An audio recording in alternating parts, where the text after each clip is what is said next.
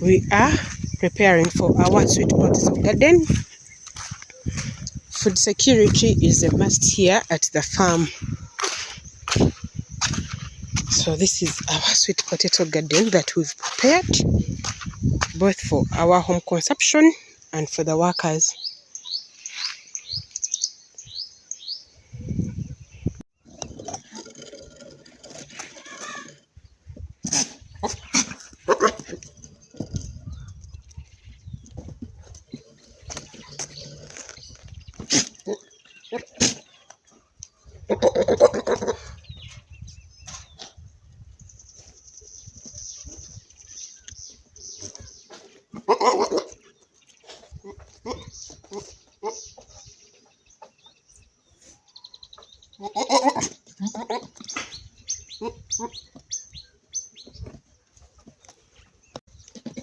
Farming is not only a job but a way of living. You must stay where you've invested your money. Hello my people, hope you're doing okay. Welcome to Hanimi's World. Welcome to the channel that inspires you to do agribusiness as you stay in your villages, guys. Not that. Don't only just doing agribusiness for just, but also to stay there. How do you manage to stay there and monitor your staff and monitor your business? So if you're interested in such videos, please consider to subscribe at Hanimi's World. Hit that notification bell so that you join my notification gang.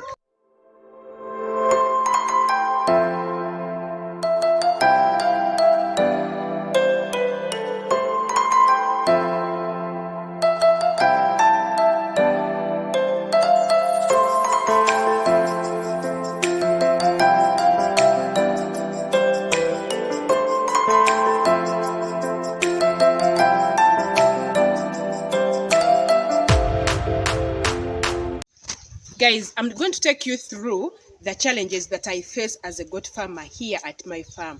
And remember, I don't just come here at the farm to do videos, then I go away, but I stay here 24/7 on my farm.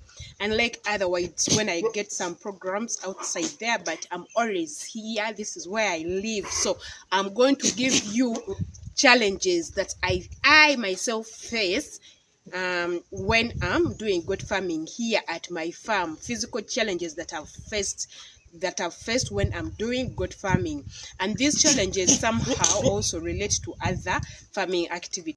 Getting a good breed of goats for rearing. It is the hardest thing, guys, to get good breeds of goats here in my country. You can comment down below your experience in your different countries, but here where I come from in Uganda, getting goat breeds that can really make business sense out of them is not easy, guys. Number one, most of those goat breeders that breed these goats have the goats, yes, but when you really need these goats, they might not be having the goats. Remember, goat farmers are very few, and those ones that are doing goat farming, like real serious goat farming, are really few, and some are very far away. So when you like these goats, they will tell you they don't have the breeds. So that is point number one. And under finding the good breed, what I've realized, when you go there to buy goats, people will not give you good breeds of goats. Same applies to even cows. Most people sell off those animals with problems. They will give you animals that are thieves, animals that have problems with giving birth, animals that have problems with, let me say, with taking care of their kids. Those animals with issues that are giving them headache, they are the animals they will sell to you. In most cases, not all cases, but in most cases or in some cases. So those are the problems that we get when we are out there looking for the breeds to rear. Most people cannot sell their good breeds. Few of them do, but most of them give you goats that have problems. So watch out, farmers, when you are going out there to buy goats. It is better for you to go in someone's goat pen and you choose for yourself. That kind of buying goats is good. You choose. If the other one gives you like an opportunity to choose, that one is okay, because you will choose a goat that you really want. But that business of going and they tell you to what? and they will tell you, I'm selling this and this and this, you pick among those ones. In most cases, put a question mark. So that is challenge number one that we got farmers face. The breed, getting the right breed is a challenge, guys. Challenge number two in goat farming business is management. This one doesn't apply to me, but it applies to other farmers, most of the farmers. Management. And remember, for any business to succeed, you must have management structures in place. So I'm going to talk about managers. They advise you farmers that if you don't have time, you go and get CVs of well-experienced people in animal husbandry, that they come to your farm and look after your animals and manage for you your money and manage for you your animals. You people, you are going to get problems. I'm not discouraging you to get managers, but there are problems that I've seen around my fellow goat farmers here, all my farmers, with management and workers is hell. That is why here on my channel, I advocate for you staying where you have invested your money, because no one can really manage your things for yourselves. These managers are not good people. They can even make a farm out of you. They will sabotage your projects. They will sabotage all good workers. The good workers are the ones that will be bad at the end of the day. They will give bad reports to those good workers, and at the end of the day, you will chase away the good workers to realize that person was good. So they always want you to stay around like those workers that really cooperate with them in their deals. There are a lot of challenges with managers. There are a lot of challenges with workers. Here in farming, not only goat farming. That is a topic for itself. Managers reach an extent of even wanting to inherit your things. I've seen examples. Temowakana, there are examples of managers that you'll be with for a long period of time, and they will feel they are part of the family, and even they will feel they feel like they're obligated to inherit your stuff. These people are very, very wicked.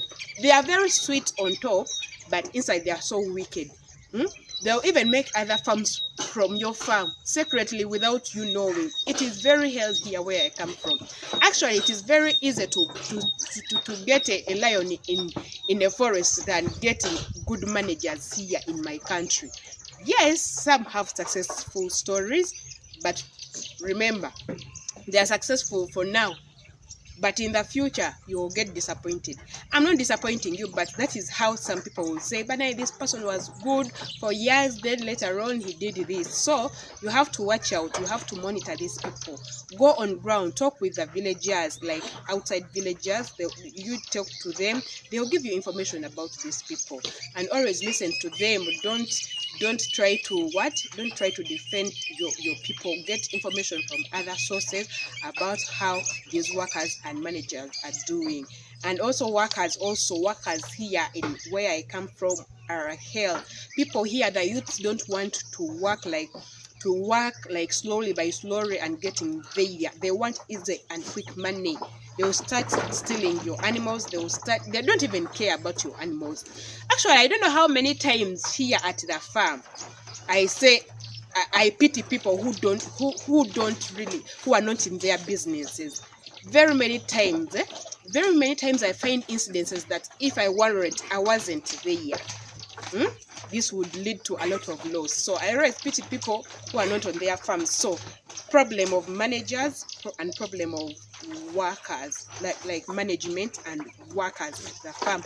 It's very, very, very, very. Actually, it's the biggest challenge. You can buy your land, invest properly, make all your research about goat farming, and put all the structures and all your breeds in place. Your business is good to go. But getting a good worker is very hard. But for me, there are some successful stories. Like for me, I have very good workers, 2 of them, but they are very good and committed. And another thing, you being there, you minimize even chances of them becoming bad people.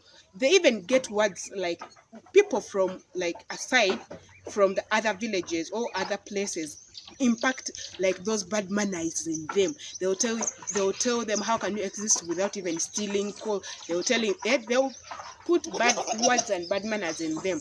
But if you are there, sometimes it hinders them from doing these things and acts. So that is one point to note. That is one challenge, guys, to note. So guys, another challenge that I need to talk about again is marketing our goods. Yes, the market is there. As I always say, it is the demand is higher than supply, but in most cases these brokers that come and buy these goods from us, or those people that slaughter these goods, they buy in terms of kilos, but you will see that they will give you very little money, and they don't. If you are selling to slaughter, people don't care whether it is a boa, whether it is a savannah. No, they will give them their money. What for them they want is how are they going to make their profit. They don't care about you, the farmer. This challenge also applies in other farming businesses, like also in poultry, bakaba, even other farming businesses.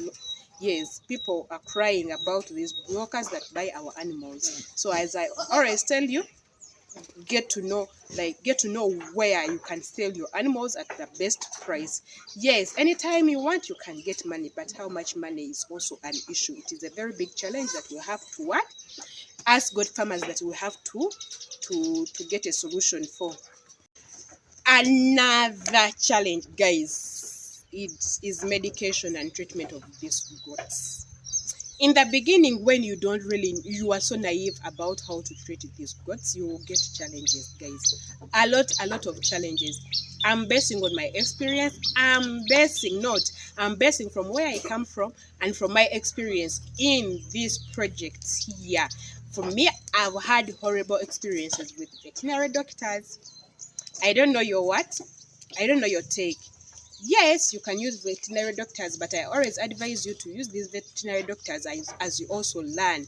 But I got challenges that whenever I could bring veterinary doctors here at my farm, they could treat the animals and they couldn't, and the animals won't show any sign of healing. I changed like different veterinary doctors, and I could get the same problem. So I resorted to my neighbors. My neighbor has a lot of cattle.